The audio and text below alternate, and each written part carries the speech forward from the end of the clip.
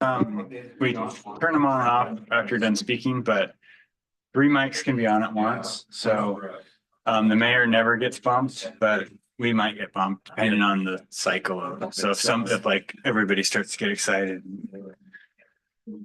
And then there you go. And then I don't know, get the.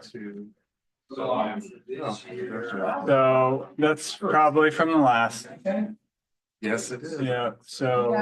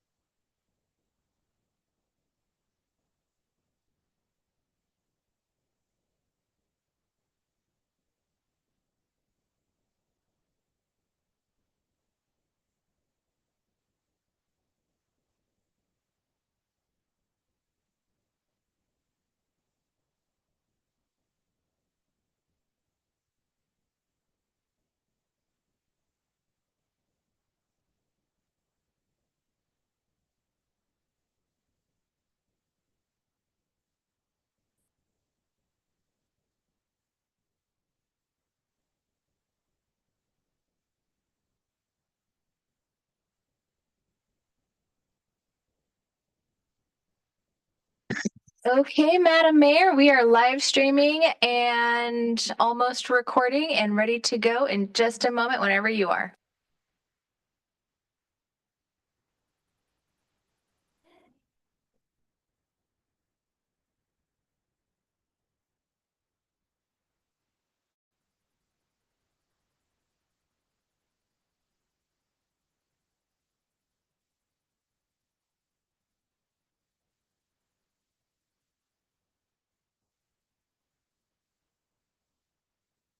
And we're ready.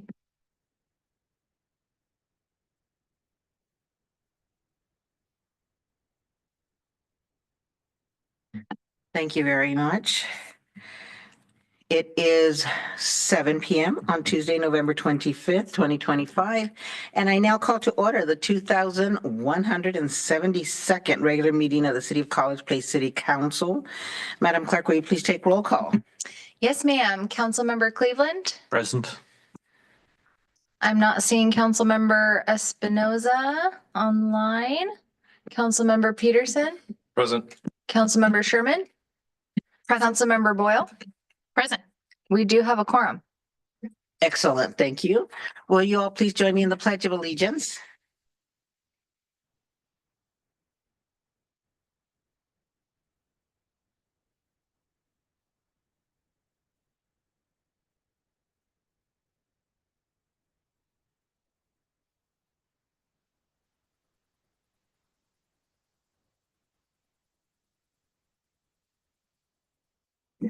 All right.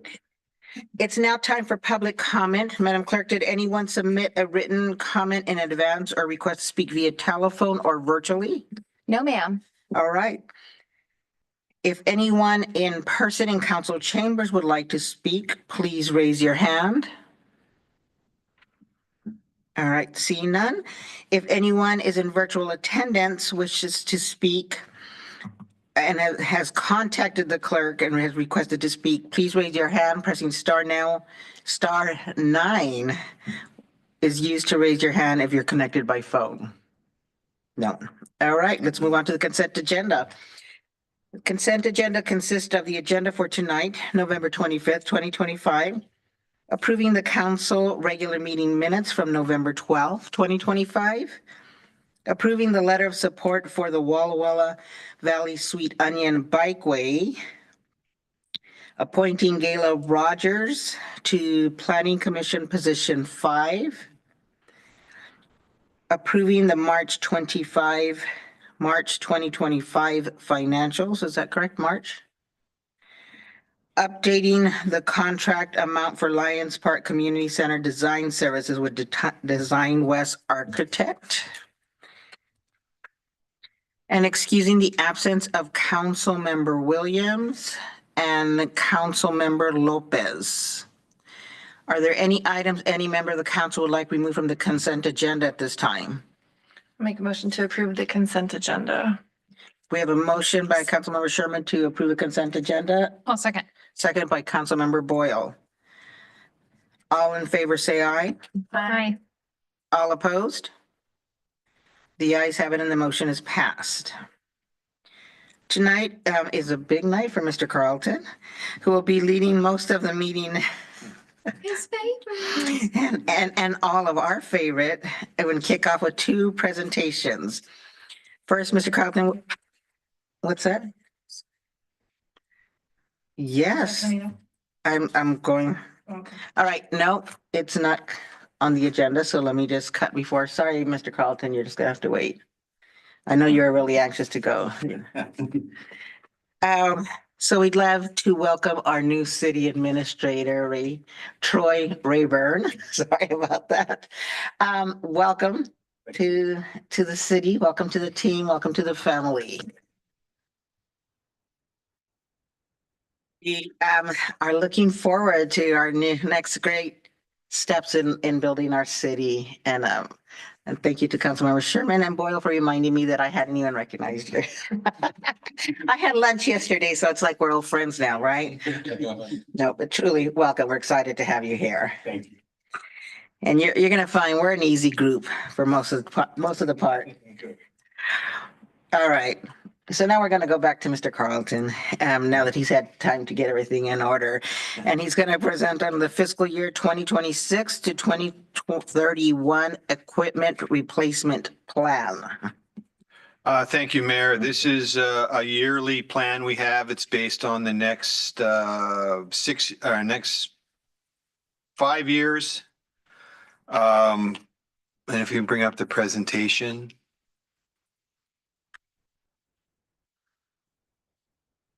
Here we go.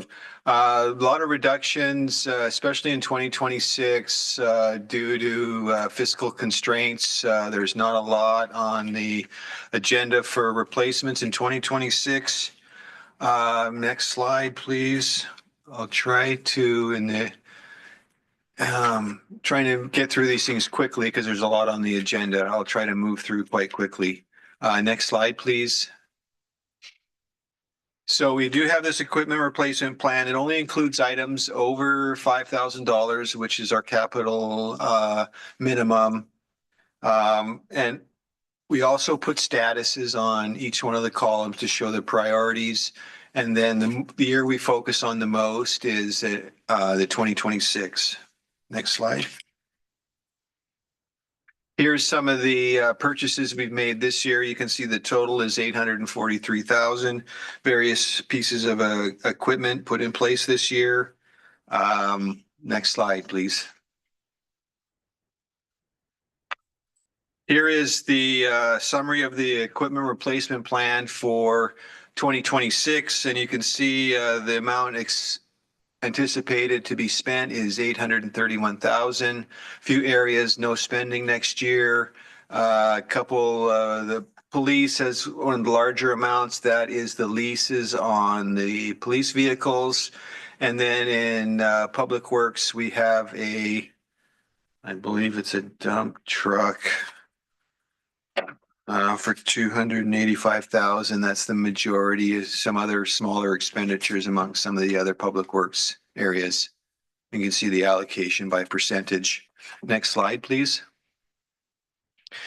Here is the total amount for the next 5 years, total of 6,860,000 allocated amongst the different entities. You can see not a lot of expenditures in administration, a fair bit in fire and police, as we have some equipment replacements further out, ambulances, police vehicles.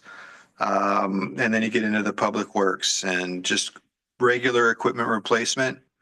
Next slide, please. So we do have a prioritization that we go by high, medium, and low requirements, and we try to follow that to show what needs to be replaced in a current year. Next slide. So I'll go, here's the detail over the next 5 years on each of the major departments. You can see the amount under administration and community development. Nothing planned this year. We do have some funds depending on employee placements and whatnot next year. You can see the items there, and not much planned to be replaced in those final 4 years. Next slide.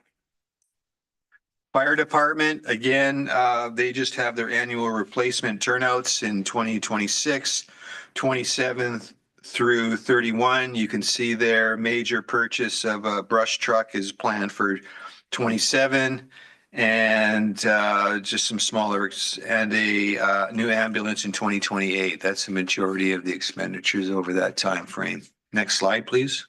You can see in the police department, this is the plan for the next 5 years.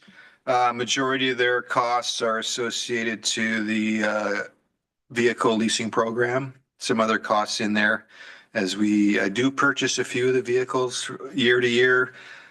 Usually the off vehicles like the unmarked Dodge Chargers, those will be planned for replacement in 27, and you can see the other vehicles as they pan out over the 5 years. Next slide, please. The Public Works, Parks and Stormwater. Not a lot of investing happening over the next 5 years. We do have room for the Gator plan for 2026 in the parks, and you can see in the stormwater a vehicle in 27, and then a new sweeper in 2029 for $500,000. Next slide, please. That one's a little harder to read, but that is our streets division. You can see in 2026, $140,000 worth of replacement, a roller, compressor for the shop, and a street flusher upgrade for one of the pieces of equipment for 35. And then you can see how that pans out based on the priorities over the next 5 years following. Next slide, please. Here is the wastewater division planned expenditures. We don't, majority, or I guess almost all the equipment is actually run by, I'm just blank, Jacobs, thank you. So what we have in there is their cost of equipment replacement that they charge us each year, is sort of a depreciation number, and you can see that stays the same number over this term of the period as they set up that depreciation schedule when we started a couple of years ago with them charging us the equipment. And then one smaller piece of equipment replacement planned in 2027. Sorry, the years aren't printed on the top of that. Next slide. And the final area is our water division. A couple replacements in 2026, including a backhoe and a mini excavator, a total of 285,000, and very few replacements over the next 5 year period is what's planned. So that's the equipment replacement plan for the next 5-year period. Any questions? All right, thank you. We're going to go to council members for questions. Councilmember Cleveland, No questions, thank you. Councilmember Peterson, What's a brush truck?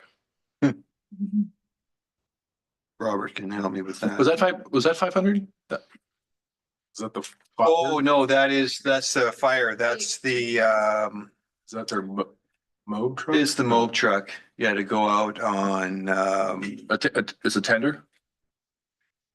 No, No, I think it's it's- a smaller but still big full-size truck that they're able to drive off-road and up into the mountains. Wildland. Yeah. wildland fire. For Wildland. Oh, big, okay, like emergency response, okay. Dump truck, we got a dump truck, to me, a couple of years, time goes by fast. Did we get a new dump truck a couple of years ago or This year, this year? no, they 25. Don't go by that fast. So, and I don't, this new dump truck, do we have the Not sure if it was a dump truck. Do we have the parts available to outfit that for snow? Do we have an extra blade? Do we have the parts to make it a snow plower? It is set up for snow and ready to go.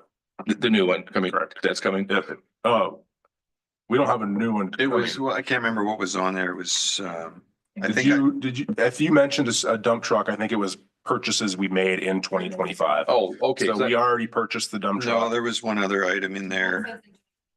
In 2028. 2028, there's Oh, a dump 20, I truck. got confused. So. So it's we just- have two dump trucks. One got replaced in 2025. The other one's slated for replacement in 2028. Okay, So the I- one that was just replaced, we purchased a new plow with it right. and a new spreader and the pre-wet system so we can pre-wet the sand or salt with the Yeah. calcium. I remember that. Yeah.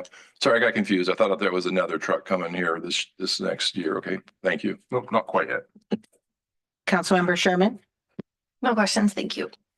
Councilmember Boyle. No questions, thanks. Okay. All right, well, Mr. Rayburn, I hope you're giving attention. You might have to do this next year if Brian doesn't want to do it anymore. And, right? No, he won't be retired. Before we move on to the next, I wanted to welcome Mr. Holguin up here so that we could thank him for his work on the Walla Walla Valley Sweet Onion Bikeway. Yes, sir. Come on up. We know you've been doing a lot of work on it and you presented to the city council last year. So we would like to give you the acknowledgement of our approval and support, and thank you for all your work that you're doing with it. Thank you. We appreciate it.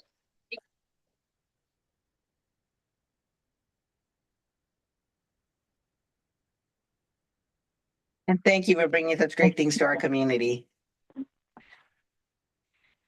All right. Now, Mr. Carlton, you're going to present on the fiscal year 2026-2031 Information Technology Plan. Thank you, Mayor. John Anthus put this presentation together, so I won't run through there's a lot of slides here, but we'll get to the detail at the end. Like the equipment replacement plan, we have a information technology plan, which we try to plan out our costs over the next 5-year period. If you can open up the presentation, please.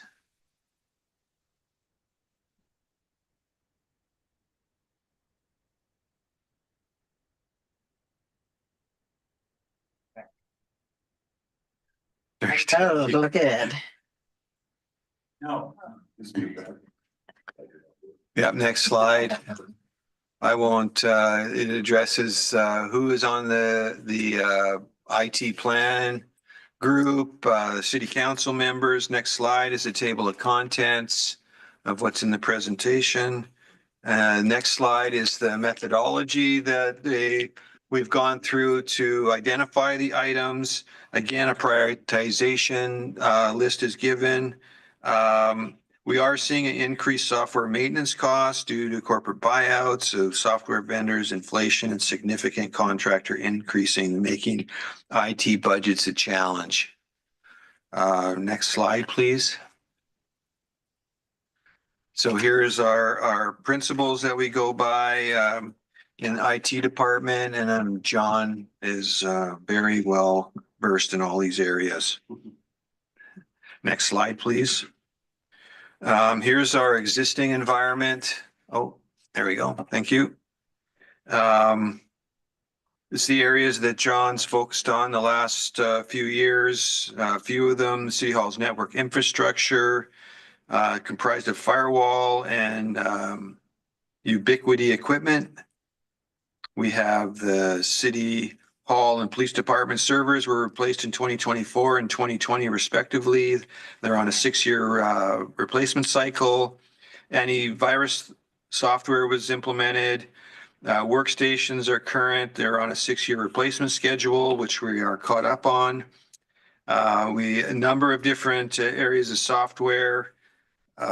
We do use the clouds for our environment, including ISRA, Revise, Archive Social, SurveyMonkey, BoardDoc, Zoom, Smash. There's quite a few of them there. Also including our Tyler ERP and Axon for the police department. The big project for 2026 is implementation of the Tyler Community Development, Permitting, and Public Works Asset Management. The Community Development Permitting module is, I believe, going live on December 8th of this year. So we'll be working into that next year. And then we have the Public Works Asset Management system within Tyler that will be our last module of the Tyler implementation. We're required to have that Public Works Asset Management system for being allowed to do DOE grants. In a number of areas, they require you to have that asset management system.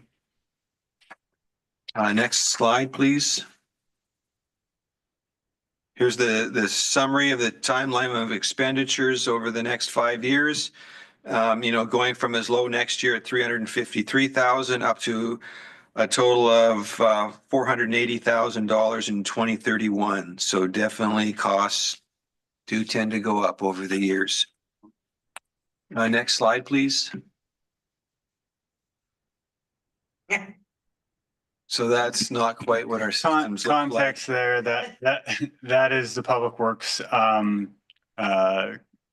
router closet, basically networking closet, and before and after. So in addition to, all the software and maintenance of all of our equipment, he's done some upgrades, cleaning up stuff in-house, or better services. So. Well, that's appreciated because that picture is embarrassing. It is 2 pictures though, right? Before and after? Yes, yeah. Look how clean the second one is. Next slide. So these are the completed projects in 2025. We added 6 new wireless access points, installed 2 48-port network switches, replaced 6 Dell 5550 laptops, replaced 4 rugged laptops, 2 tablets, 5 desktops, and refreshed aged displays and added dual monitors to workstations. Next slide, please. Here are the anticipated, it does say 2024 up there, but it is 2026. What we spent in 2026, this is the expected expenditures, $372,009.47. That is allocated out amongst each of the areas and absorbed by all the utilities and the current expense. The 2026 to 2030 expenditures, and again, I'm sorry that the header's wrong on that page. It should be 25 to 30. You can see an estimated cost of $2.2 million over that time frame. Next slide, please. This again is identifying our priorities from high, medium, and low. Low being that we try not to spend the money unless we have reserve or grant funding available. Next slide.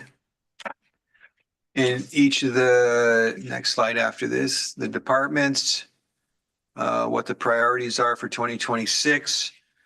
We continue the 6-year computer replacement. That's considered high. We have our Tyler Technology system in play with ERP going, which we implemented in 2023. ELP going at the end of this year in a few weeks, and asset management. We also have Microsoft Office 365 subscription renewal and establish internet service contract. Next slide, please. Here's a listing of all the different annual software maintenance agreements we have that will be renewed next year, and I won't go into detail on all of them, but there's, quite a few. Deal with a lot of software. Next slide, please. For community development, the key priorities. Again, most of the areas will have that computer replacement plan for 6 years. And you can see the list of other programs that are a priority for community development, including Bluebeam, Tyler ERP, Azavar, and they also utilize SurveyMonkey. Next slide, please. Fire department, again, a 6-year rotation on the computer replacements. They have Firehouse software maintenance, about $12,000 annually, and they pay a software called WSRB to the state, about $2,000 annually for reporting. Next slide. Police department, we have our body cameras from Axion, about $38,000 a year. And then we have Absolute Security, which is our remote login for police and their computers in their vehicles. That's $6,500 annually. Next slide, please. Public Works, again, they're on that 6-year computer replacement program. They also will be implementing Tyler Asset Management next year. First year implementation costs of about $26,000 and an annual is pretty reasonable. It's just under $1,700. They also utilize Bluebeam. They have the Syncta Backflow software and Esra GIS at $3,000. Next slide, please. And that's what we have for software and hardware replacement over that time frame. Councilmember Cleveland, No questions? Councilmember Peterson. If you can remind me real quickly, the structure of our IT, not necessarily the equipment, but the overall structure of our IT. The department? Yeah, I know we've gone through sleepless nights a couple of years back. So right now we have a full-time FTE, Yep. correct? John Anthus, John. full-time, he's IT manager. Yeah. Reports to John Rickard. So outside of that, our engagement with other companies, we're not John. very, very limited, John, right? As far as internet security, et cetera, et cetera. I know in the past we had engaged with large outside companies, and right now, when the contracts went by pretty quick with outside agencies. We really don't have. We're in-house mainly. I guess is what I'm trying to say. We're completely in-house, and I'm not going to even pretend to know off the top of my head the various different products that we use to keep our network safe, because they're all really goofy names if you look at the list. And John does a really good job at making sure that we're using the best equipment out there that's recommended for agencies.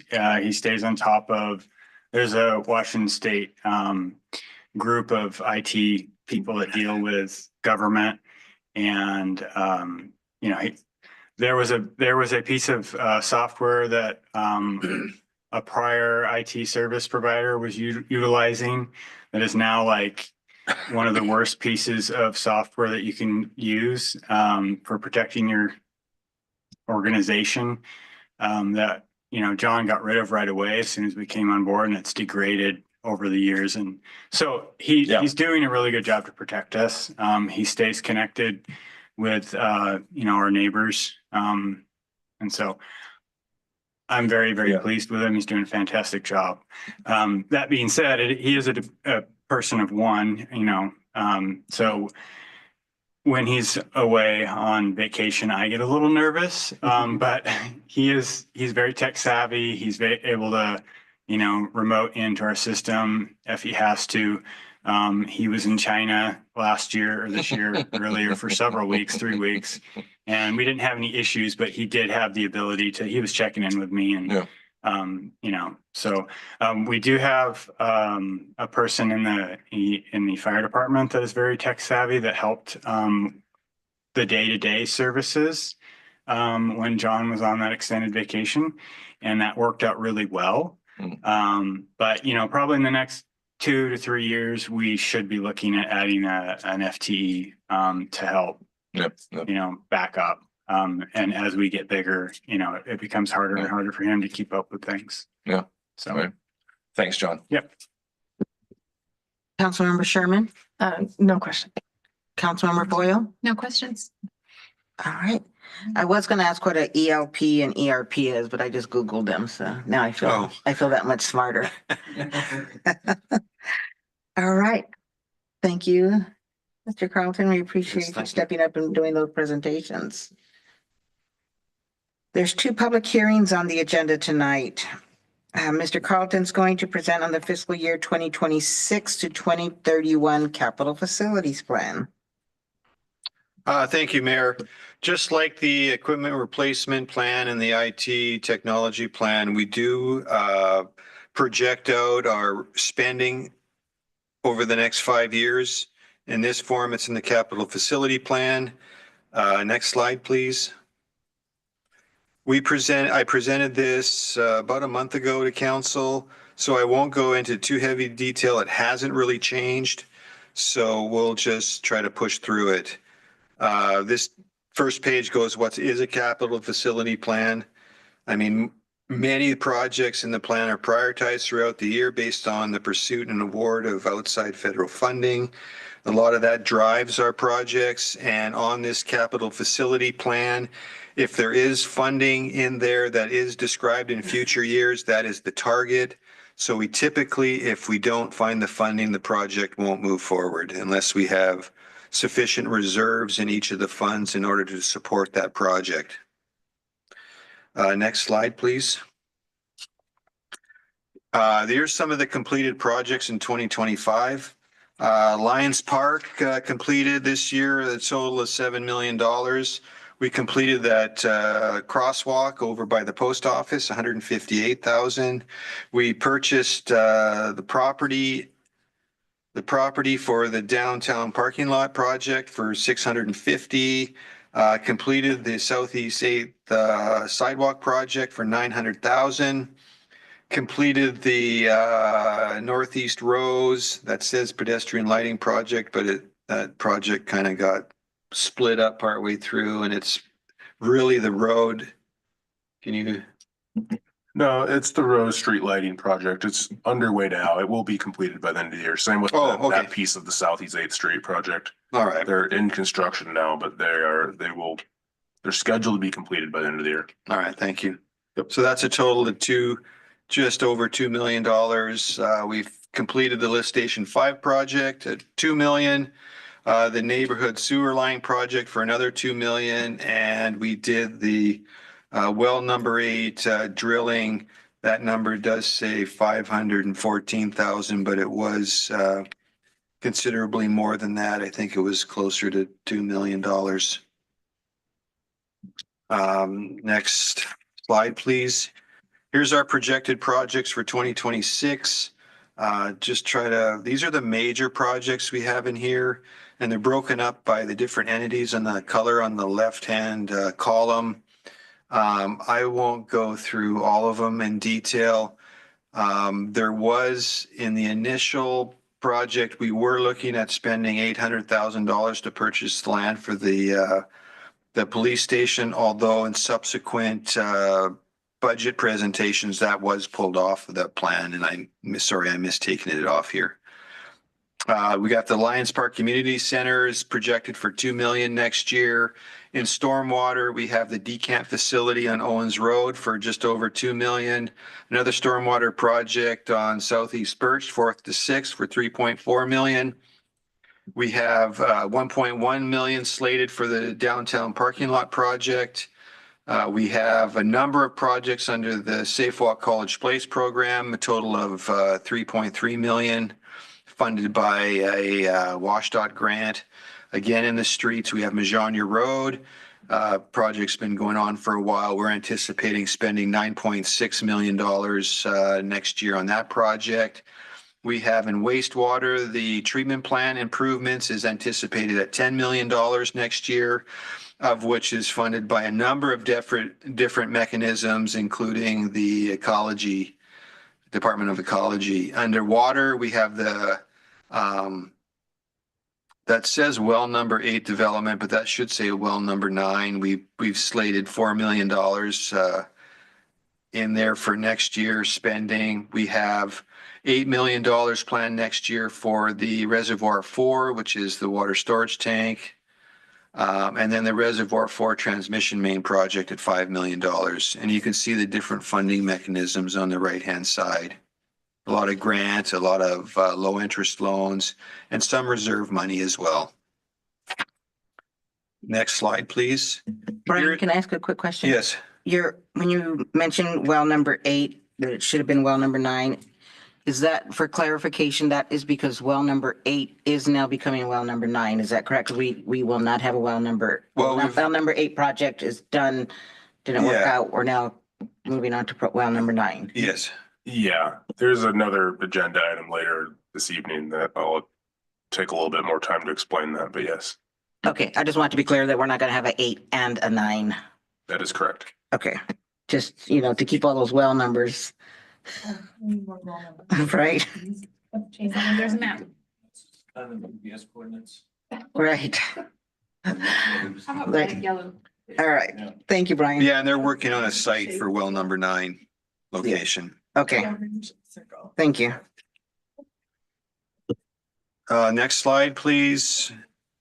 Here is a summary of the projects identifying 2026 and then the comparable allocation from 26 to 31. Next slide, please.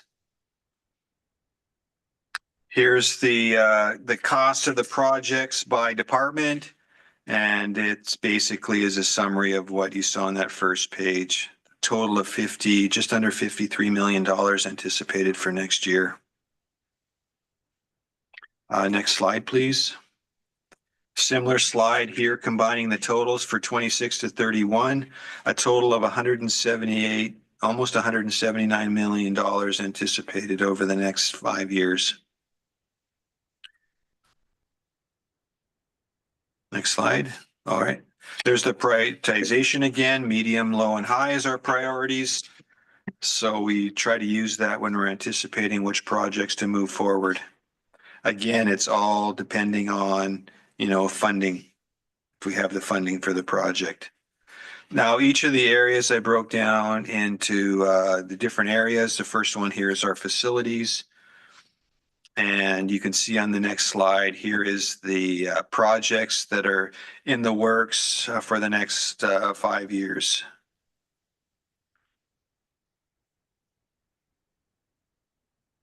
I stand corrected, it's 6 years.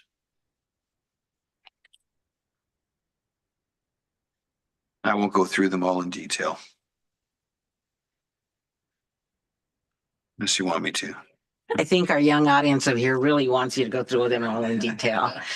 Next slide. Here we have the fire and police departments. You can see the majority of the spending.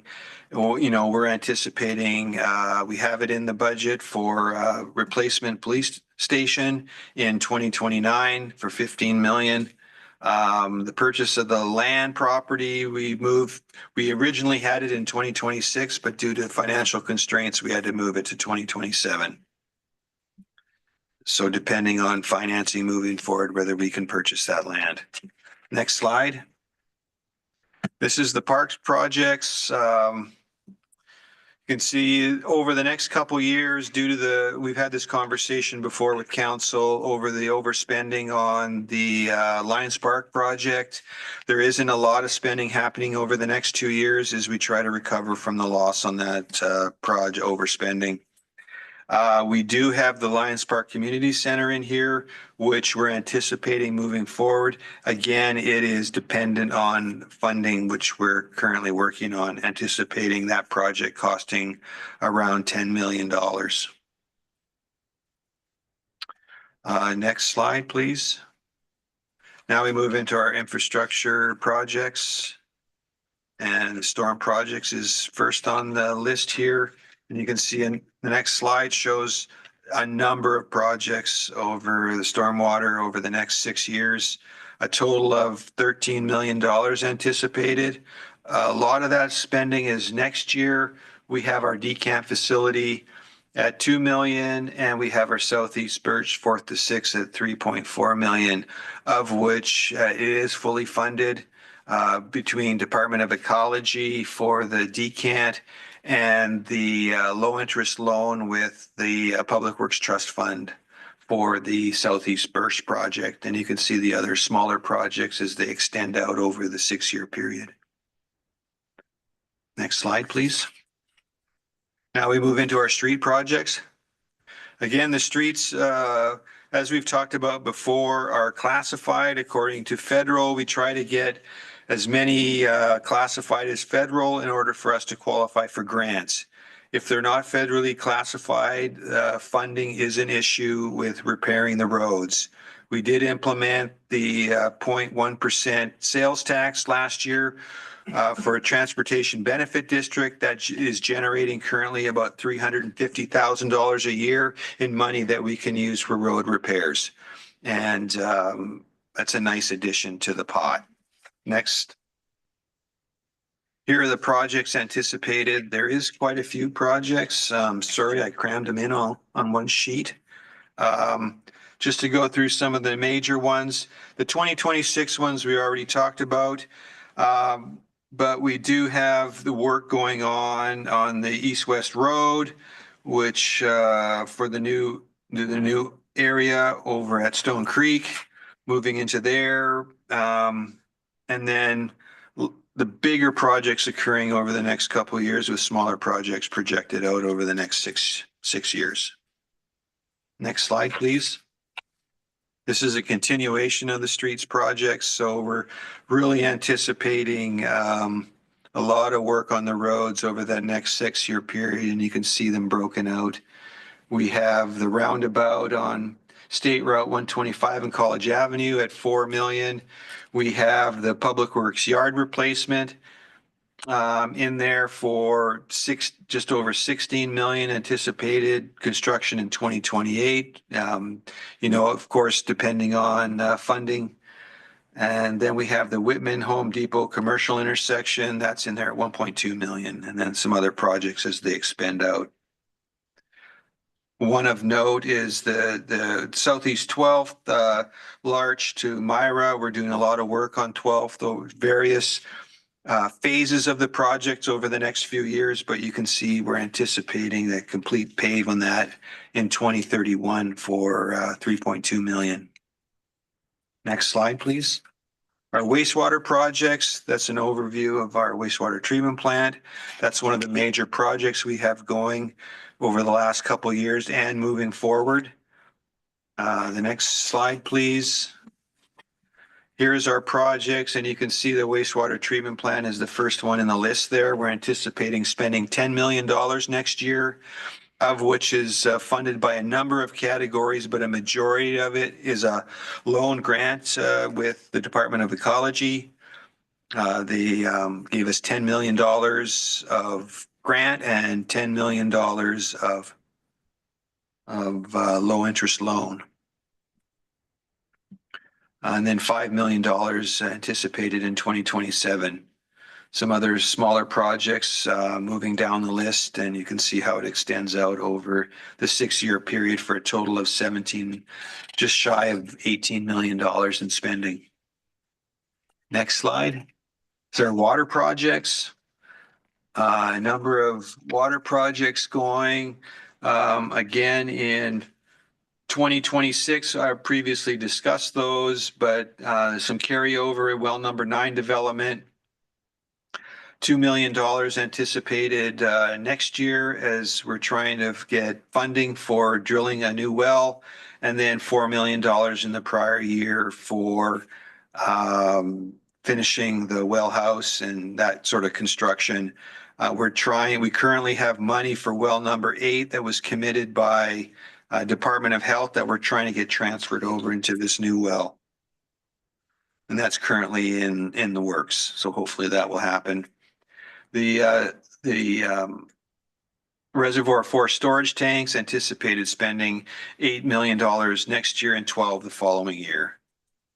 The Reservoir main project, which sort of ties in with the whole Majonier Road and the water tank, we're anticipating $5 million spending on that, and that is funded by a low interest loan grant combination from Department of Health. And then you can see the various other projects extend out over that 6-year period for a total of 45, just shy of $46 million in expenditures.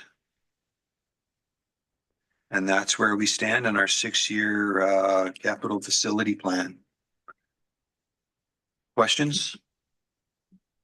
Councilmember Cleveland, No questions, thank you. Councilmember Peterson, No questions. Councilmember Sherman. I have a question. On the water projects, Brian, you have well number 9 listed for 2026 and 27, but then also down at the bottom, you have 6 million for well number 9 in 2028. Will we need another new well at that time? Or was that just didn't get deleted? I'm not even seeing it. That's a good catch. I think with some somewhat recent developments, it got pushed up to sooner than. So I think it probably just didn't get deleted. It's on the screen right now, Oh. Brian. Yeah, I'm sorry. Did I just Yes. find a $6 million? You're welcome. Well, Unfortunately, it's not 26. So yeah, Yeah, it's 26. Thank you. No, that was an oversight on my part. Okay, thank you.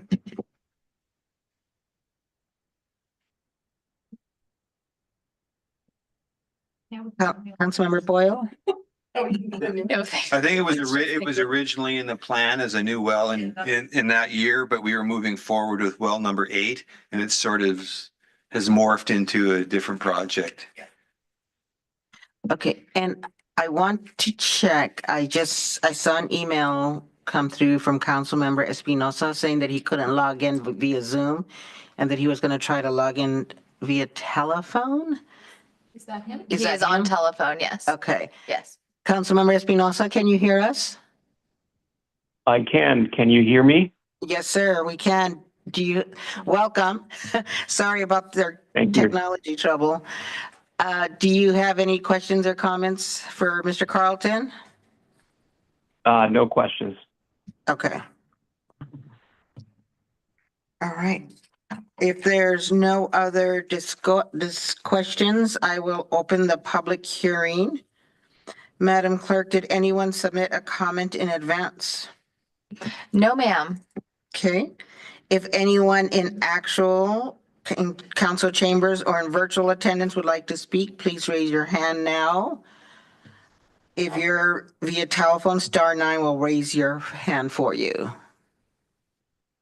All right, seeing none. Is there any additional discussion by council? None, okay. If there's no additional discussion, is there a motion to close the hearing? So moved. Councilmember Cleveland made a motion to close the hearing. Is there a second? Second. Councilmember Peterson, second, closing the hearing. Any additional discussion? All right. All in favor of closing the public hearing, say aye. Hi. All opposed? All right. The ayes have it and the motion is passed. And I believe Councilmember Espinosa's aye was meant for in favor of closing the public hearing. I just spoke a little faster than. All right. So next, moving on, Mr. Carlton was going to present on the 2026 property tax levy. Oof. The final budget. Oh, I must have mixed that up, Mayor. I'm so sorry. It's the Okay. final budget. Final budget hearing, I'm sorry. Okay, my apologies for that. Thank you, Mayor. Thank you, Mayor. This is the second hearing on the budget and the third presentation of the 2026 budget. We can go through the presentation. The presentation is very similar to the one you saw 2 times before. A couple added slides and a couple taken out. So we'll try to make this quick. There isn't a considerable change in the budget. Just if you go to the next slide.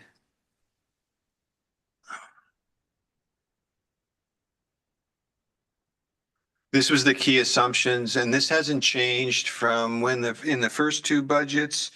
We did talk about seeing a decline in current expense fund balance over 24 and 25, resulting in a reduction in our ending fund balance and current expense. Our anticipation is to have that back in compliance at the end of this year, and then we are showing us being in compliance of our reserve requirements in 2026. I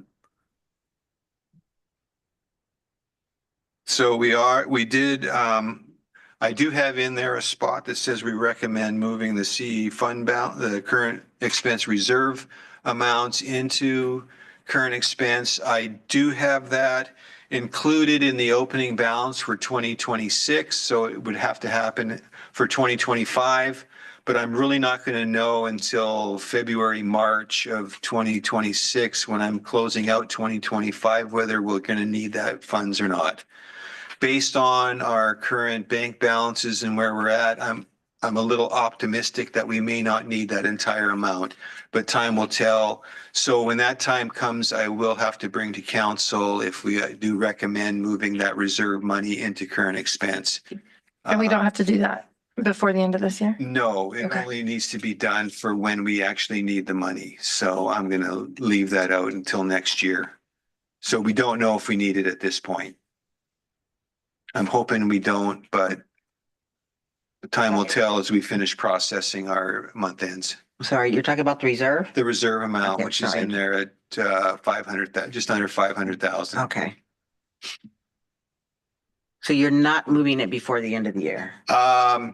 No, Okay, I just wanted to make sure I'm clear on that. I'll only move it once I know we need the funds. And when do you think that might be?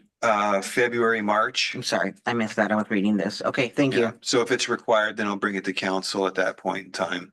Thank you. So I am recommending increasing our utility tax rates from 10 to 13%. That would also include implementing a recommendation to implement a utility tax for our stormwater and bring that up to the 13% level. That'll generate an additional $165,000 for current expense, which helps out its fund balance. And it's one of the few revenue items we have under our control for current expense. We currently have a 3% cumulative carryover in the property tax. We'll see the property tax levy later on, but we are recommending a 2% increase in the property tax. That will generate an additional $66,000 in revenue in 2026. And then I'll get into in the property tax levy what impact that increase has on an individual household. And then no new positions in 2026. Replacements are allowed. And currently, I believe we still have one opening in the police department. Next slide.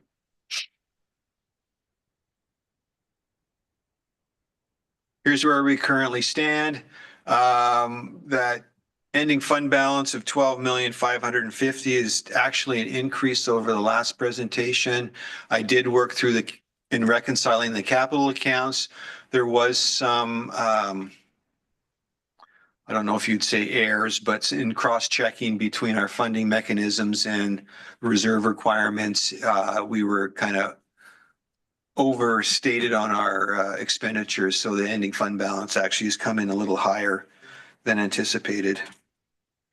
We do have a $5.8 million drawdown in our total fund balance next year, but that is anticipated, and we've had that discussion in both the previous meetings, and that relates, and a majority of that money is in our TIF that we implemented in 2024, and that money is anticipated to be expended next year. There's also a couple other drawdowns in our water projects associated with Reservoir 4 and well number 9 development, and then a small drawdown in our stormwater and wastewater funds. Next slide. This is a lot of numbers, but this is the sum of all of our funds broken down by categories. Again, just pointing out the major drawdowns. Well, first I'll speak about current expense, and you can see that we're anticipating a slight increase in ending fund balance up to 1.58 million, which is in compliance with our reserve requirement, and but slightly less than what is anticipated by S&P 500, our bond rating agency. You can see down the major drawdown in our capital reserve funds, which is in the middle of the page, a drawdown of $5.8 million in our tax increment financing fund, but that is anticipated as those bond funds we received in 2024 expend out over the last couple and extending out over the next few years. You can see this, the drawdown in capital spending on the water funds. That's relates to our portion of projects that aren't funded by grant or loan. But still, you know, pretty healthy reserves, and they all meet their reserve requirements. And then a small drawdown in wastewater, which I mentioned. You can see there is a drawdown in our operating costs. I am recommending a zero increase in the utility rates for water and wastewater in 2026, just trying to balance out, you know, not hitting all cost increases, but trying to balance that out next year because we're seeing the utility tax increase. And property tax increase. So that's, you know, kind of a balanced approach we like to take. So in total, you can see the $7.7 million drawdown in the funds, but still a healthy ending fund balance at $12.5 million. Next slide. Here you can see our reserve contingencies, and we are sort of tight on current expense. You can see it there. It's, you know, we're only $6,000 over our reserve target. So we'll just see how it goes. And then you can see the other ones, how they relate. You can see the negatives on the facility maintenance reserve. That is a target and not a fixed rate. So based on that being funded by, you know, current expense, we had to draw that fund down somewhat. So we're going to work on bringing that back up over the next few years. All the other funds are within their reserve requirement. And you can see in the utilities, both water, wastewater, and all their funds are in a good position as far as their reserve requirement. Next slide. Same presentation I gave last time on the utility rate. You can see the highlighted column is what is recommended. And there is the impact on a single family resident by month for next year, a total of $6.58 increase over the prior year. And that's what we are recommending as the increases. So that would be in water, a 0% rate increase, but a 3% increase in the utility tax, a cost of $3.10 per month. Wastewater, a 0% rate increase and a 3% utility tax increase, resulting in a $2.19 monthly increase. The stormwater, implementing, we do need to bring those reserves up a little bit. So I am recommending a 3% rate increase on stormwater and a 13% utility tax. That seems like a lot of money, but based on the cost per month, it's only a $1.06 increase in the monthly utility bill. And then ambulance, we need to bring those reserves back up as we want to purchase that ambulance in a few years. So we're recommending a 3% rate increase. They do not have a utility tax. That's results in a 23-cent monthly increase. So overall, there's the impact. That is what is currently in the budget for revenues. Staff increases next year. And also the wages and benefit increases. You can see the rates there projected for next year. Projected increase. The police is in negotiations. Their contract is up at the end of the year. We are looking at a 5% increase in fire. Public employees, 4%. The non-union exempt and non-exempt follow the public employees percentage at 4%. And the sergeants they get the same rate increase as the police union. Contract employees, which we have 2 of them, their increase for next year is at 2.9%.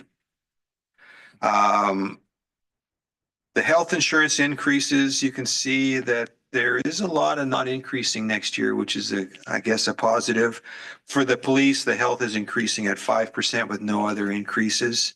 All other employees, the health is going up 8.7%, dental up 4.3%, and no increases in the other areas.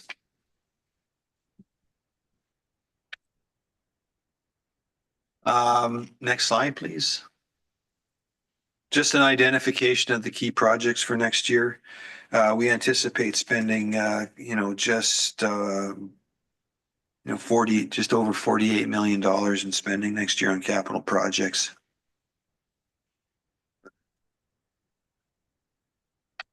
Next slide. Just put in our equipment placement. We've already gone through these in the detail on the prior presentation, so I won't go through them in detail. I was asked to put in the next slide, which is our Who asked for that? our debt limits. I'm just joking. I know it's hard to read, but ultimately, we're required by RCW to maintain not go over a certain amount of debt. You can see that, I don't know if you can see it. I've got it printed here, so I got that advantage. The total non-voted general obligation debt, we currently are at $10.7 million, of which we have 1.5% of our assessed value is the maximum that we can have in our non-voted general obligation debt. So that would be $17.1 million. So we have around, $6 million in non-voted general obligation debt if we needed to do anything there. The general obligation debt, which would be voted, is an additional 1%. To take it up to 2.5. So we currently have $13.4 million in general obligation debt. So our total is $28.5 million is the max. So we have another $15 million in voted debt that if we needed to. You can see the list of the revenue debt, which is our utilities program, which aren't included in the general obligation amount. And that is, I wouldn't say unlimited, but we are limited by a 10% maximum capacity on our assessed value, which would mean we could have debt of $114 million and still be in compliance with our constitutional debt limit. Currently, our total debt is just under $30 million. And that's the debt that's anticipated for 2026. One quick moment. Councilmember Peterson has a question.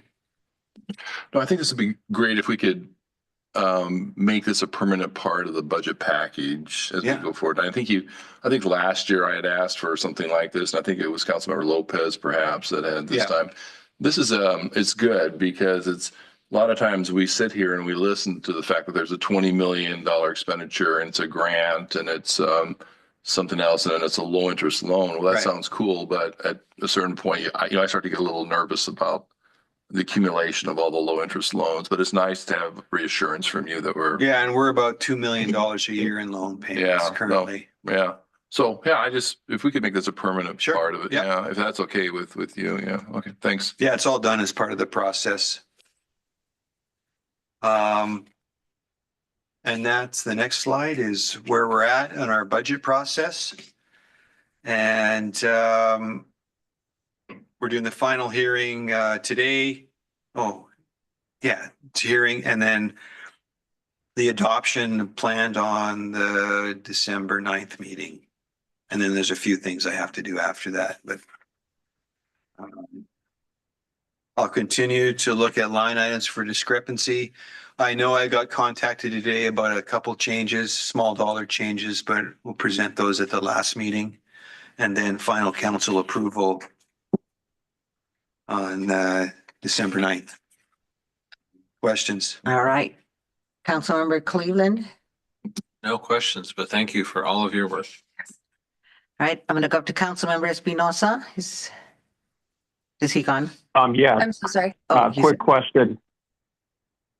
Brian, as we look at the drawdown of 7 million, with a fund balance of 12 million, do you think that in a couple years we'll be in a better condition to build up our reserves, so as to not deplete the reserves funds as we find ourselves in, economic environments where those drawdowns are necessary? That's a good question. If we don't have the projects, then, a lot of that is capital expenditures that we are planning to do over that time frame. So depending on funding mechanisms, if it's all grant or loan, the decision will have to be made in those years whether, it's physically responsible to move forward with those projects. As far as current expense goes, that's different because the revenue streams are somewhat out of our control. We got sales tax, we get property tax, but we're only limited to 1% a year of increase. So that is the challenge over the next few years, is to bring current expense back up to a higher level. And we feel that's a combination of cost cuts or, holding back on cost increases and increasing revenues. And that's why we're recommending the increase in the utility tax and the property tax to help out current expense. But it is a challenge for us to figure out how we can create additional revenue. On the other side, we have the utilities, and the utilities, even though the drawdown in expenditures seem extreme, they are quite healthy. And the fund balances are quite strong. Although I do caution that we are seeing that inflationary cost increases is outstripping the revenue increases. So we are seeing that, and you see it, that reduction in fund balance in the operating is going down. We are anticipating it going down next year. So that it will be a challenge moving forward. Yep. And I also just want to note that in a tough economic environment such as we are right now, I mean, very proud of the work that's gone here, because it's very fiscally responsible. I think it's mindful also of the pocketbook of our citizens. A lot of people are on fixed incomes, and it's difficult to see increases. And the percentage sometimes looks scary, but as you break it down, it's only $6.50 over the year. So that's not that big of an increase. It will make a small difference per month for the city. Yeah. But I think it's something that will be beneficial for all. So appreciate the work that's gone into this to keep it reasonable. Yes, we try. Thank you. Councilmember Peterson, No questions, thank you. Councilmember Sherman, No questions from me either. Councilmember Boyle. No questions, but I just wanted to the point of that increase amount, all of these figures are also based off of the sample utility bill of an average of $195 a month, which Yeah. I think most of ours are all markedly lower than that. And so those numbers are actually larger than I think most folks will see the actual dollars to being. So I think that that's good to know. Thank you. All right. Any other comments or questions before I open the public hearing? All right, hearing none. At this time, I will open the public hearing. Do you need me to say the time? Yes, ma'am. I'm so sorry. I forgot you asked me that the last time. All right, I'm going to open the public hearing at 8:06 p.m. So, Madam Clerk, did anyone submit a comment in advance? No, ma'am. All right, there's no one in council chambers. Well, no one that I think was going to speak in council chambers.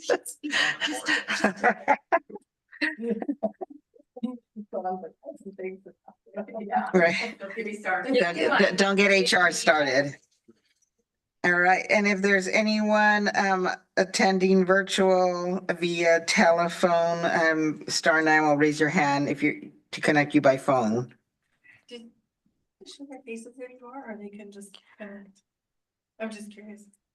No, for virtual, they usually give you an advance notice, correct? That's what we require? Our policy is 24 hours. 24 hours, so if they're there, so I just double check. All right, any additional discussion? Hearing none, is there a motion to close the hearing? So moved. It's Councilmember Boyle. Is there a second motion? Is there a second on this motion? I'll second. Councilmember Sherman was second on closing the public hearing. Any discussion? One more time. Seeing none, all in favor of closing the public hearing, say aye. Aye. Aye. All opposed? All right, the ayes have it, and the public hearing is closed at 8:08 p.m.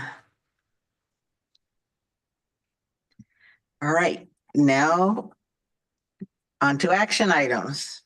We have 9 on the agenda. Are you sure you're going to hang out there? I know, we're down to 1. All right, first, you got it. It's Mr. Carlton. He's back for the final stretch of the fiscal year 2026-2031 capital facilities plan. Yes, thank you, Mayor. We're asking what was previously presented in the public hearing. We're asking council to approve adoption of the full year 2026 to 2031 capital facility plan. All right. Councilmember Cleveland, questions or comments? Anything No further? questions. Councilmember Espinosa, any questions or comments? No questions, thanks. Thank you. Councilmember Peterson? Councilmember Sherman? Is this the one, did we need to take out the $6 million, or is that something different for 2028? That's Oh, just in the budget? no, it does have to be removed. Okay, so but we can approve it with like a modification or something? Yeah, you can, make it with a modification. Thank you. Councilmember Boyle? No questions. All right, so if there's no discussion or comments, is there a motion on this ordinance? I'll make a motion to approve ordinance number 25-011, which adopts the fiscal year 2026 to 2031 capital facility plan with an amendment for the well number 9 amount that was listed for 2028. Second, Councilmember Cleveland. All right. Any additional discussion? All in favor, say aye. Aye. Aye. Any opposed? All right, the ayes have it and the motion is passed. Thank you, Mr. Carlton. We are now moving on to the 2026-2031 equipment replacement plan. Thank you, Mayor. Further to what was in the initial presentation, we are asking council to approve the adoption of the 2026 to 2031 equipment replacement plan. Councilmember Cleveland, questions or comments? None. Councilmember Espinosa, No questions? Councilmember Peterson, No questions, thank you. Councilmember Sherman, No questions. Councilmember Boyle. No questions. All right, if there's no additional discussion, is there a motion on this ordinance? I'll motion to approve ordinance number 25-012, which adopts the fiscal year 2026 to 2031 equipment replacement plan. I'll second. We have a first by Councilmember Cleveland and a second by Councilmember Boyle. Any discussion before we go to vote? Hearing none, all in favor say aye. Aye. Aye. Any opposed?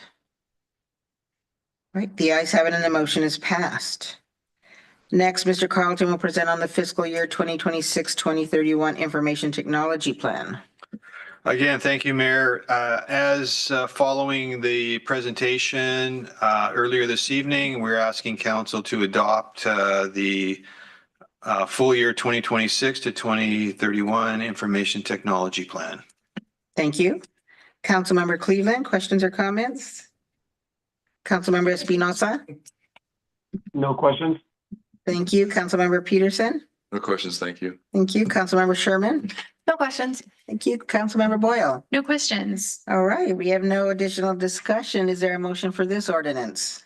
I'll make a motion to approve ordinance number 25-013, adopting the fiscal year 2026 to 2031 Information Technology Plan. Second, Peterson. We've got a first and from Councilmember Boyle, a second from Councilmember Peterson on the motion to approve ordinance number 25-013. Any further discussion? Hearing none, all in favor say aye. Aye. Aye. Aye. Any opposed? The ayes have it and the motion is passed. I have the hang of that now.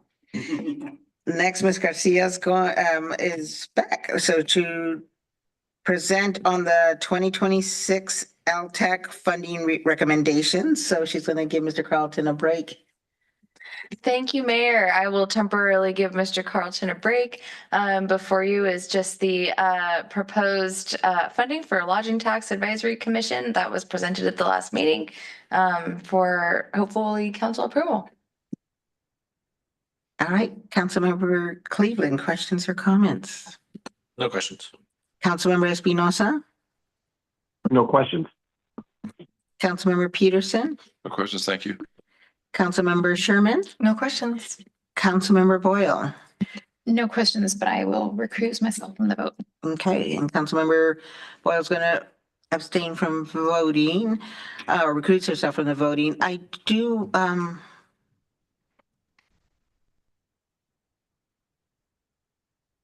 do have a quick question. The Visit Walla Walla for the 2026 strategic marketing budget, what does that mean? They put in an application to do additional marketing with an emphasis on College Place.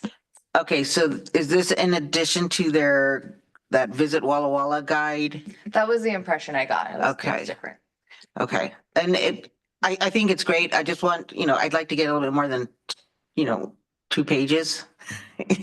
And a little bit more emphasis, a little bit more awareness on College Place. So if you can communicate that message to them that the mayor would like to see actual emphasis on College Place, we would appreciate that, because the last book, we only got those 2 pages and that was it in that entire book. So hopefully they can give it a little bit more oomph to College Place. All right. All right. Yeah. And did I already go through everybody for questions? Okay, but Councilmember Peterson? No, I made a motion to approve resolution 25-057, approving fiscal year 2026 LTAC grant program funding recommendations. Wonderful. Is there a second? I'll second. All right, Councilmember Sherman, second. Any additional discussion? All right, hearing none, all in favor for the motion to adopt resolution number 25-05, no, I'm on the wrong one. Oh yeah, 057, I'm on the right one. Say aye. Aye. Aye. Any opposed? All right, the ayes have it and the motion is passed, and congratulations to all the awardees. Great job. Now, Mr. McAndrews is up with funding application for engineering and drilling of a new domestic well for our residents. Thank you, Mayor. Yeah, this is the one we talked about a little bit earlier. So I'll give a brief kind of overview of where we're at. As we've talked about several times in the past, the city has previously drilled our well number 8 down off of Teal Lane. That's the one by our new lift station down kind of southwest of town. Our yields were lower than we hoped. We did some more well development, brought the yields up. It's still not great, but it was going to be a viable well for us. Then we did some water quality testing and had higher iron and high manganese. I have a hard time saying that word. Flushed and tested again, and the levels didn't come down enough. So in order to make that well viable, it was going to add well over $1 million in treatment, and then ongoing daily/weekly operating costs to run treatment for a low yield well. So with our discussions with our consultants, we came to the conclusion that well just really isn't viable, doesn't make sense for us to move forward.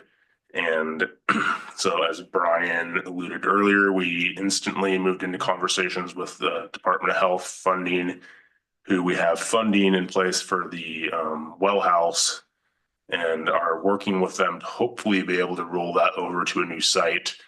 And we scrambled to put an application together for a funding to drill a new well, which is due tomorrow. And so this is a resolution of support to go for that funding. It's a low interest loan through Department of Health, DWSRF. And we would submit that and hopefully get funded to drill a new well, which is likely to be on the kind of the south, more east, or no, sorry, east, more northwest. Wow, I'm really screwing that up. Over by Martin Airfield, if that helps. That said, we've had discussions with Martin Airfield folks, and they are supportive of having negotiations with us if the site does land within their property and where they're planning to develop. They actually submitted a letter of support to me today, which will be included in the funding application. But so yes, unfortunately, the well 8 project is kind of done. We're transitioning into a well 9 project, which when the yields were low on well 8, we recognized we would eventually need a new well. And that's why in the capital facilities plan, it was out a couple years. Now that this well is kind of dead, it's much more pressing. And so moving it up and trying to get this done as soon as possible. So again, this is a recommendation to support the resolution, or to approve the resolution supporting the funding application. Any questions? Councilmember Cleveland. What had we dumped in terms of investment into this well so far? Yeah, as What's the Brian damage? mentioned earlier, I think we're between design and drilling in the ballpark of about $2 million into an 800-foot deep hole. Ouch. It was funded, but I think a bulk of that was low interest loan. So there is, we do have to pay that part back. So yeah, over 20 years. 20 years to pay that back. Okay. So that part's unfortunate, but we can't just keep throwing money into the hole. Right. Yeah. Sunk cost fallacy, quite literally sunk. But we have 4 functioning wells currently. Is that correct? We got Maple, the Christian Christ Fellowship one. We've got the one off the Larch, and then we have that one that's floating upwards. Correct. Well, We don't use a well lot. 3 is on Lamperty and Larch. Well 4 is over at Maple by Christ Community. Well 6 is the new one on Maple. And then well 2 is kind of in the alley, and that's the one where the slab is rising. But it is still functional. The goal is to take that one offline, which we will need this well 9 to be able to do. Does this hole have any purpose that we could use, or is it pretty much filled with concrete right now? We won't fill it with concrete. It has potential to be able to be used for an irrigation well in the future. Maybe as that development down in the area happens, it could be a viable well for park irrigation or something like that. So at this point, there's no intention to move forward, but we will keep the hole and have it ready to go if we want to do something else with it. Okay, thank you. If we ever want to spray manganese everywhere, right? Yeah, I wouldn't recommend it for drinking water, but it could be safe for irrigation. Councilmember Peterson? Yeah, this is the well, isn't it, that we've talked about? I mean, we were sitting here discussing over here that we had, that was plugged or had it input, yeah, and then, yeah. So, yeah. So digging out at the airport, is there, I'm guessing there'll be a cost to get a water line out there, or is at some point in the future? Yeah, they have some development slated out there. The areas that we've looked at and kind of very high level conversations had with the Martin Airfield folks late last week were in the area just to the west of the Homestead neighborhood, where we already have some water lines, and or a little bit further south, which is going to be very close to our new water reservoirs going anyway, and ultimately would have a transmission main punched out to the north towards it. So our hydrologist, or RH2's hydrologist, has identified that area as a prime area. There's other wells in the area that we have some data from that show it as likely to be a viable well.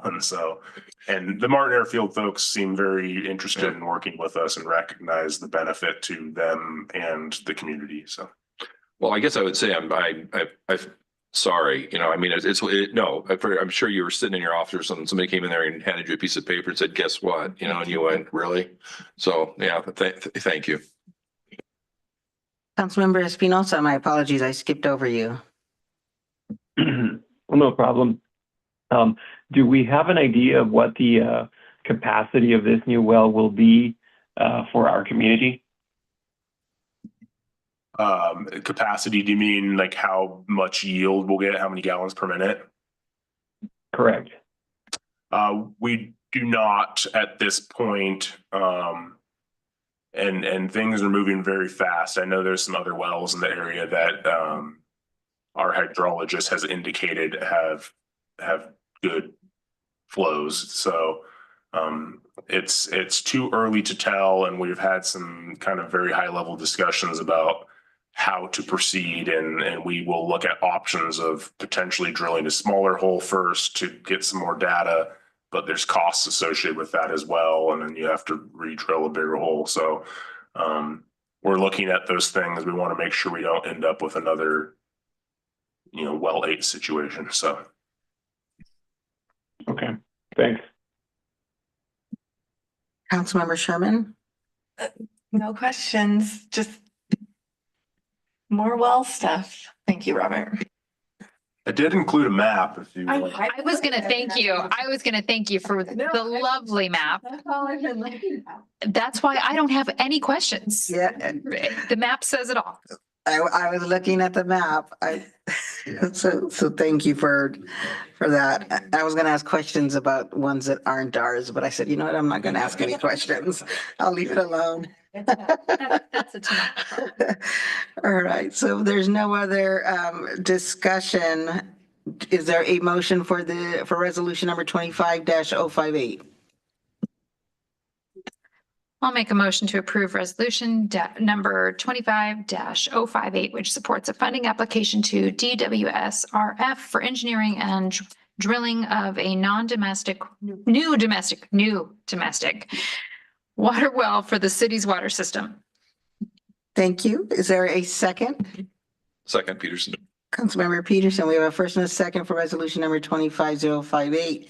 Any additional discussion? Hearing none, all in favor, say aye. Aye. Hi. Thank you. All opposed? Right, it's unanimous. The ayes have it and the motion is passed. Mr. McAndrews is now going to present on the rehabilitation efforts for well number 3, which is one of our highest producing wells. Yes, more well stuff. Thanks for your patience as we talk about water. Refer back to the map. Yes. Yeah. Yeah, there's a map refer in back this to the item map. too. Well 3 is the well that is on the corner of Lamperty and Larch. It's one of our older wells. It produces very well for us. No pun intended. Sorry, it was coming out and I just kept going with it. Right. Anyway, it's our best well really. And, but it is old, it is outdated. It's the well that went down a few years ago we had to take it down for repairs when well 6, the other newest well, was being built, which then caused us to have to buy water from City of Walla Walla. And so we've made some upgrades to some of the equipment, but it just really needs an overhaul. And so we got some funding to go in and redesign it. So this is we have a contract, or this is to get a contract in place with RH2 Engineering. It's kind of a worst case scenario. They're looking at it. This price would be, in their mind, if they had to tear it down and start from scratch for design. The hope is that that wouldn't be that significant, but we know it needs some new chlorination. We know it needs a new backup, or a backup generator. It currently doesn't have a backup generator. And we want to get the equipment up to par with our other new wells. The goal being able to have things, equivalent, and ultimately be able to have some critical components on the shelf that would work at multiple wells. So, any questions? Councilmember Cleveland. Is the pump still running well, or are we gonna have to rewire that for a third time? It is currently still running well. That's the goal, is to be ahead of it before we have to rewire it for a third time. So yes. Councilmember Espinosa. No questions? Councilmember Peterson. No questions, thank you. Councilmember Sherman. No questions. And Councilmember Boyle. No questions. All right, so if there's no questions or additional discussion, do we have a motion for authorization? Try to move to authorize Public Works Director or designee to sign professional service agreement with RH2 Engineering for well number 3 rehabilitation design in the amount of $577,892. Do we have a second? I'll second. That was Councilmember Sherman. So we have a first and a second for authorization. Any additional discussion? Hearing none. All in favor, say aye. Aye. Aye. All opposed? All right, the ayes have it and the motion is passed. Mr. McAndrews, you're still on regarding the roundabout at the East-West Road and College Avenue intersection. This one is not water, thank you. Yeah, so thank you. This one is, we've talked about the roundabout, the intersection, the future intersection on College Avenue at the future East-West Road. Down there kind of near the high school.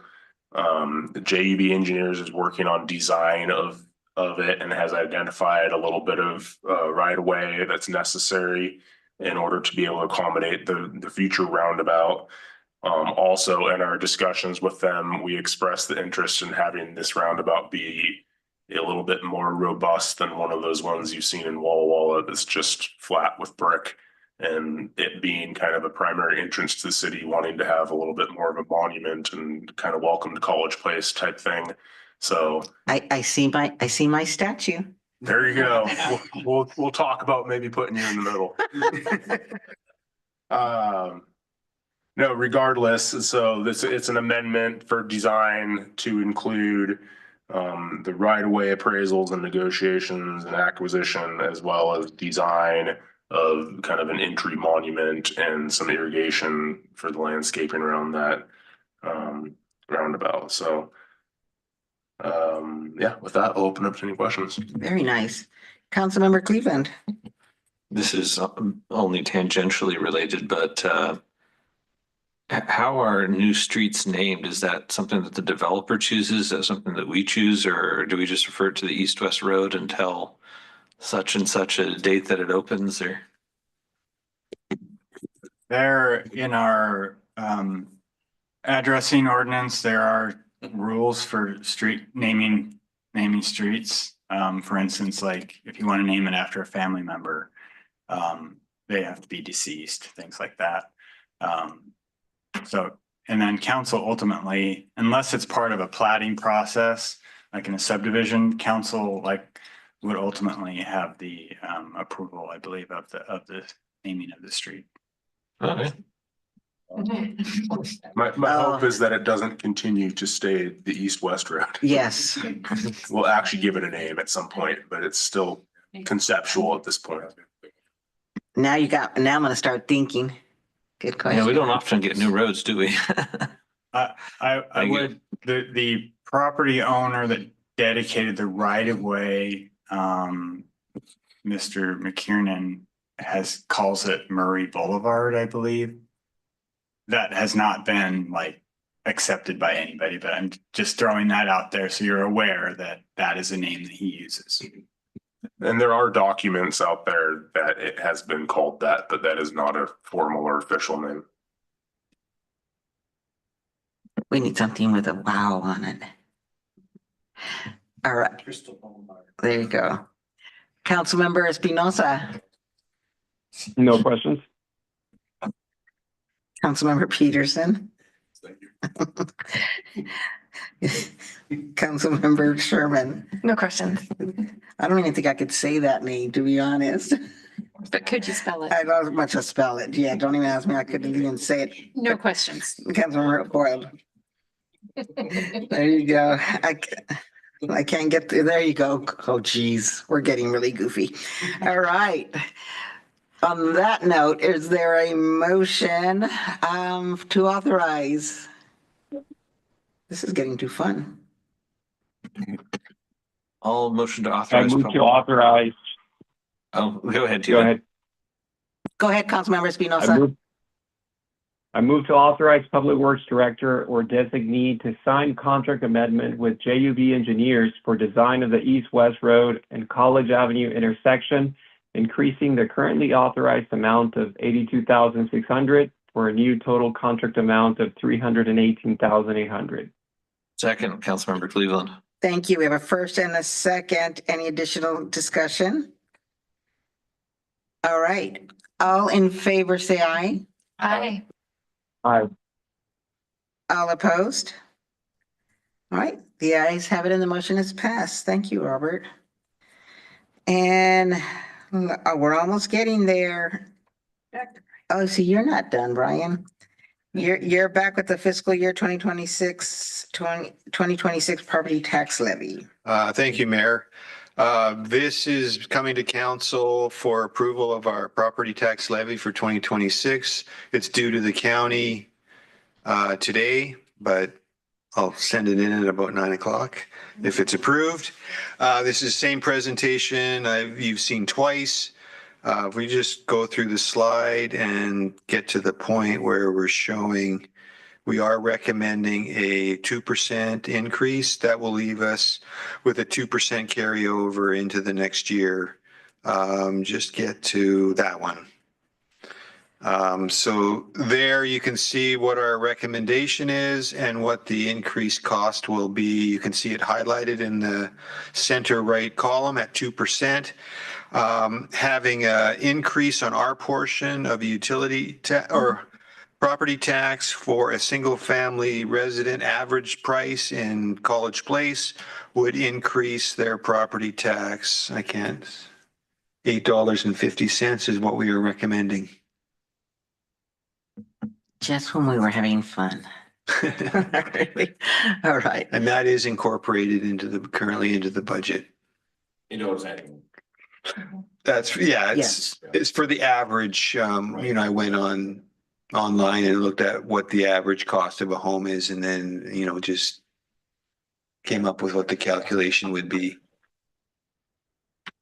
Yeah. And remember, we're only We're just under 2 cents per dollar of the total amount collected by the county on property taxes. So it's And that will generate an additional $66,000 in revenue for the city. and this is the first time we've had to discuss this in quite a few years. Yeah, the last 4 years. 2 years, we didn't do an increase. That's why we have a 3% carryover. Yeah, so You said 60, 160. Additional. 60, I think it's 66. 66,000, I think is the number. yeah, This is gonna be 66.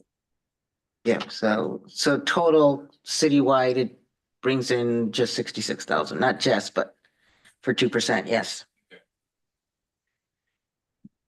All right, let's go for any other questions. Councilmember Cleveland. Councilmember Espinosa, No questions. Councilmember Peterson, No questions, thank you. Councilmember Sherman, No, but thanks for all your work on this, Brian, and for going back and forth with all of our previous questions. and Councilmember Boyle. No questions. Thanks, Brian. All right. Brian, I know this was hard for you to have to bring to us. I know you're really trying to get numbers to work, and we appreciate all the work you put into this and Thank getting you. us those numbers and the calculations and breaking it down to just the very basic numbers that we could see the I impact. think that's a good schedule. So thank What the you. impact is. We really appreciated that. And all the time, the meetings that you've had with us as a precursor to get to this vote, we really appreciate it. All right. If there's no additional discussion, is there a motion? I'll make a motion to adopt resolution number 25-059, approving the 2026 property tax levy. Is there a second? I'll second. All right, we have a first and a second to a motion to adopt resolution number 25-059. Any additional discussion? Hearing none, all in favor say aye. Aye. All opposed? All right, the ayes have it and the motion is passed. Okay, thank you. Thank you again, Brian. All right. County, send it in. So, oh yeah, here you go. It's, I had it ready. I had my pen hot. All right. Finally, Mr. Rickard's gonna close us out with the fees resolution related to Community Development Department. Thank you, Mayor. So we are at the finish line next week.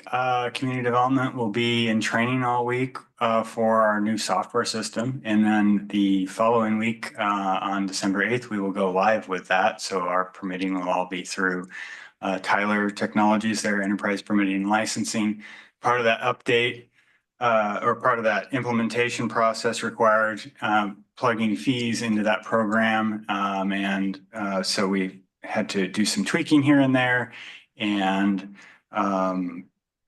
we've changed some of our workflows as part of the software. It helps us with workflow. And one of those areas that we recognized we are not recovering our costs on is for what we traditionally called grading permits that we're now going to start calling site development permits. So that's the work outside of a new building project for like commercial projects. All of that infrastructure on the outside typically would be a grading permit. And we were not charging a plan review fee in that process of reviewing all that information. There's a lot of work that goes into that, from public works staff reviewing stuff. My planning staff, the building also looks at it outside for stuff outside the building. And so we're proposing a plan review fee similar to the way we calculate plan review fees on structures.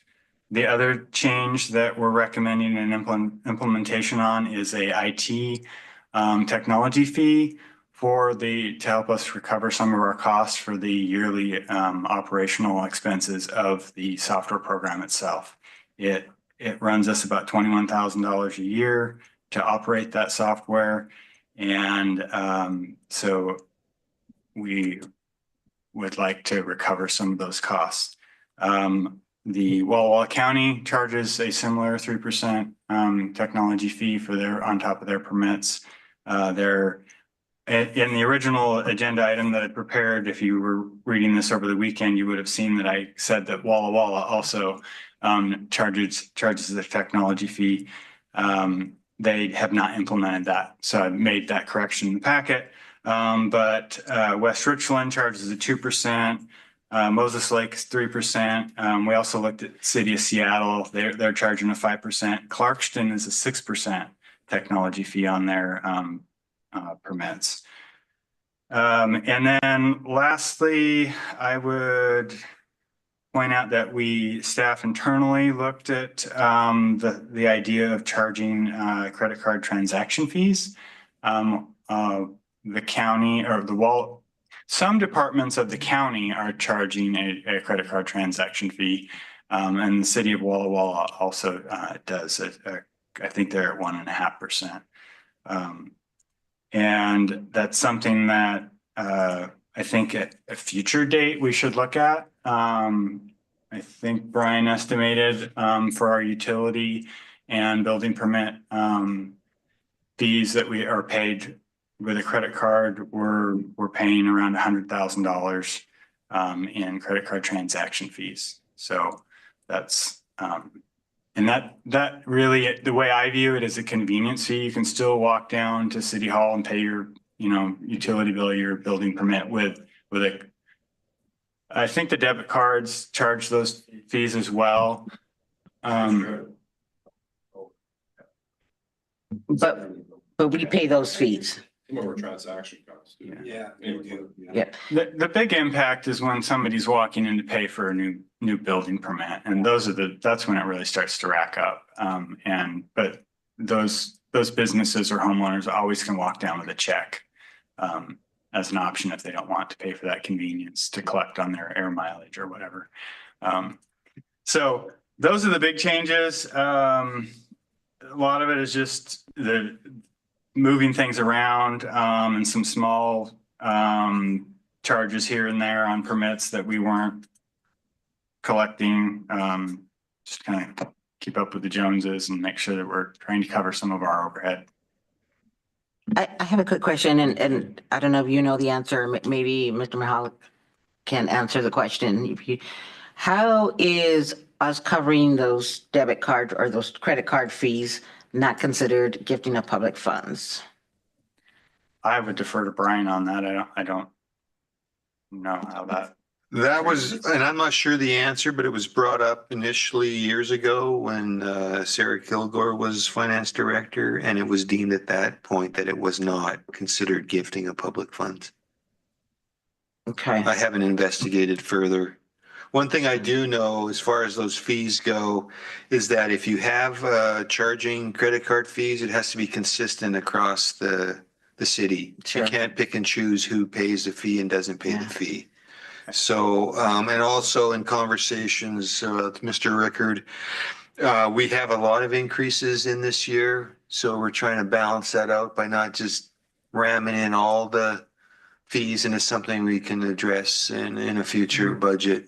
Yeah, I just want to, and I see Scott took himself off of mute to make sure, because I thought I had understood. I think federal considers it public. I mean, that they don't, that's why you have to pay the credit card fees if you're going to use your credit card for something to pay things for the federal. But Scott, do you know the answer?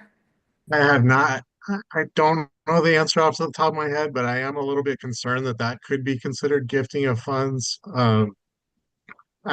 I would need to look into that a little bit further and confirm whether that's an issue or not. If you wanted me to do so, I definitely would recommend that we take a look at that before we move forward. But I don't know for certain off the top of my head, but I am concerned that there is that potential that it would be found that way. I don't want to slow the process down, but perhaps maybe for next year, Robert? Mr. McAndrews? I was just gonna say, I mean, if we do determine that we need to do it, I think we can always come back with a future fee resolution update and add it in at that point. Yeah, I mean, we absolutely, we could do more research, and if that's the desire of council to really. Sorry that I brought that up, but I was just I thought I understood that was not allowed for the fees to be covered. It's a concern, Mayor, and I think it's a good question, and we can run that down if you want us to look into that. Sure, yeah. And if it comes back that it is, we can then make an amendment to the resolution at a later date. But I don't want to slow this process down right now for you. Thank you. All right, Councilmember Cleveland, questions or comments? No questions, but thank you for all your work and keeping this stuff up to date. Councilmember Espinosa, No questions, thank you. Councilmember Peterson, No questions, thank you. Councilmember Sherman, No question. and Councilmember Boyle. No questions. All right, so if we have no other questions or comments or marching orders for Mr. Mahalik, is there a motion for resolution number 25-060? I'll make a motion to adopt resolution number 25-060, updating the administrative fees of the City of College Place Municipal Code. Second? Thank you, Councilmember Cleveland was the second. We have a first and a second to adopt resolution number 25-060. Any further discussion? Hearing none, all in favor say aye. Aye. All opposed? All right, it's unanimous. The ayes have it and the motion is passed. Thank you. Thank you, Council. Mayor. Yes, sorry to throw that little wrench in there. All right, so there's just one administrative report this week, and Madam Clerk Garcia will close out the night with Winterfest 2025 plans. Okay, thank you, Mayor. I am very excited. Winterfest is next week. I hope to see everybody there. It will be held from 3 to 6 p.m. at the fire station, aka Santa Station. We're gonna have an awesome market there this year. We've got all kinds of cool stuff, lots of new vendors, primarily retail. We've got the unstoppable Sierra Shrout, but everybody else from Renewal by Anderson, great gal, can't stop, won't stop. Anyways, but everybody else is a local handmade vendor. We're gonna have all kinds of good, yummy stuff. And also we are having live music by Calico Bones. They're gonna be doing 2 hours of their Christmas special. It's just darling. We'll have gift wrapping. So if you actually buy something that's a weird shape, they'll do it for you. Yeah.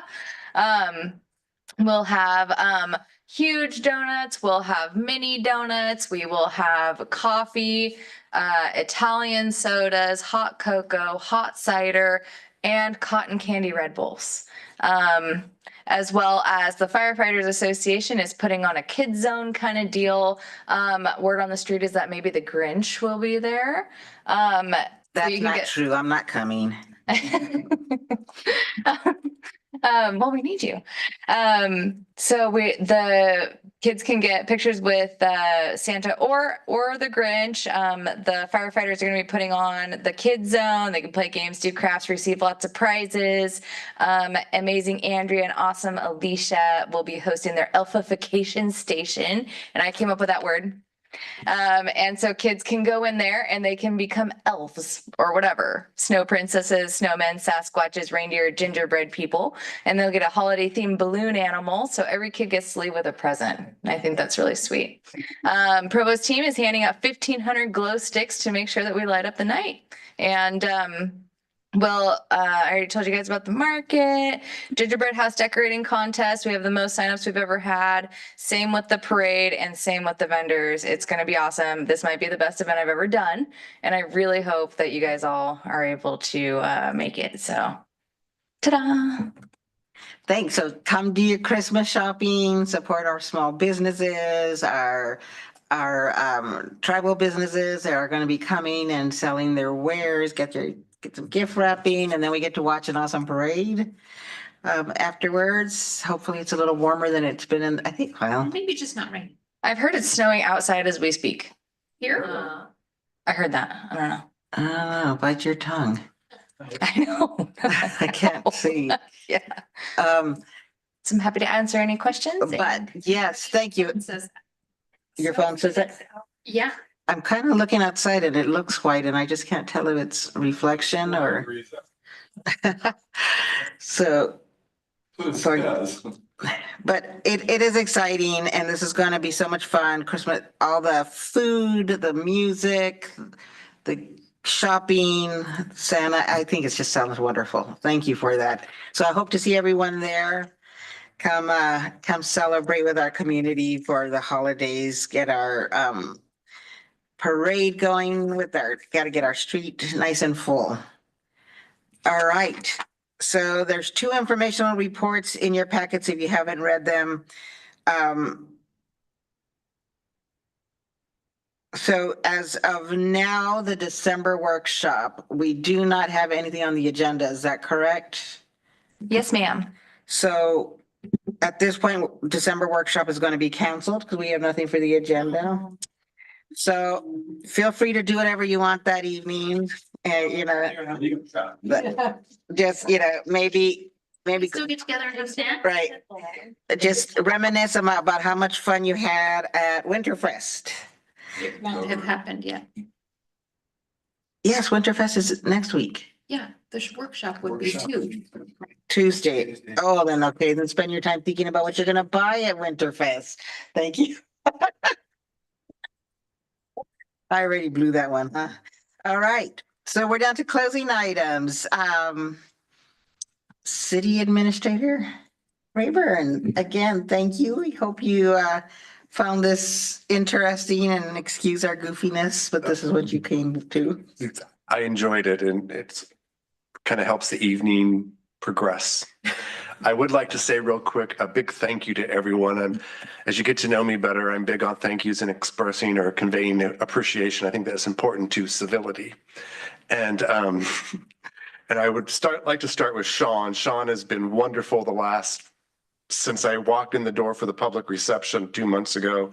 Yesterday and today, Sean has been absolutely wonderful. So I want to tip my hat to Sean and say thank you. I'd also like to thank all of these folks up here. I met with all the department directors yesterday and today. I could not be more impressed with them. They definitely know what they're talking about and what they're doing, and they all possess a great work ethic as well. And I want to just say thank you. Yes, here, you've got a wonderful, wonderful team to work with, that's for sure. Thank you so much again for coming and joining us. And again, looking forward to what we're going to do together as a community for College Place moving forward. Do we have any other business for good of the order? No.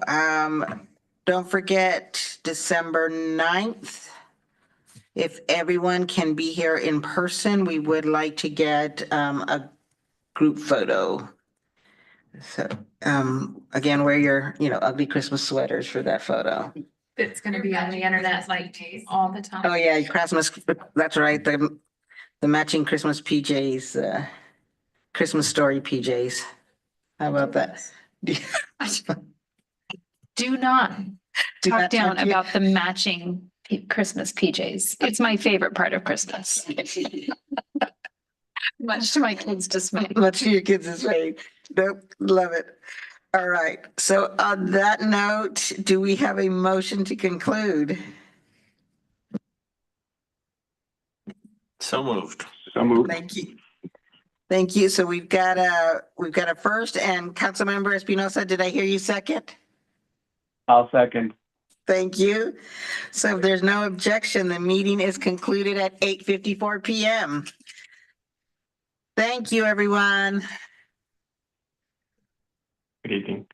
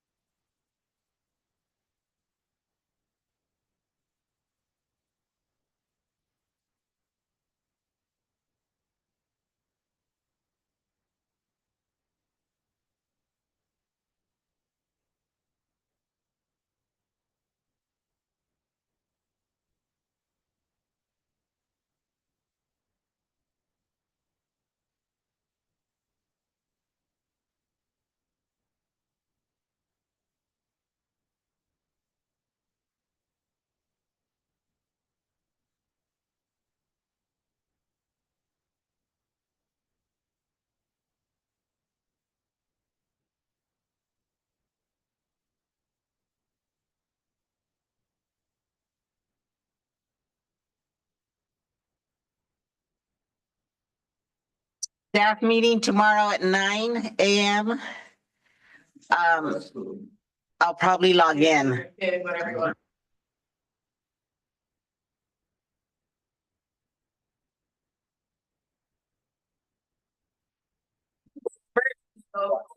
Robert, I think Robert, I have something for you.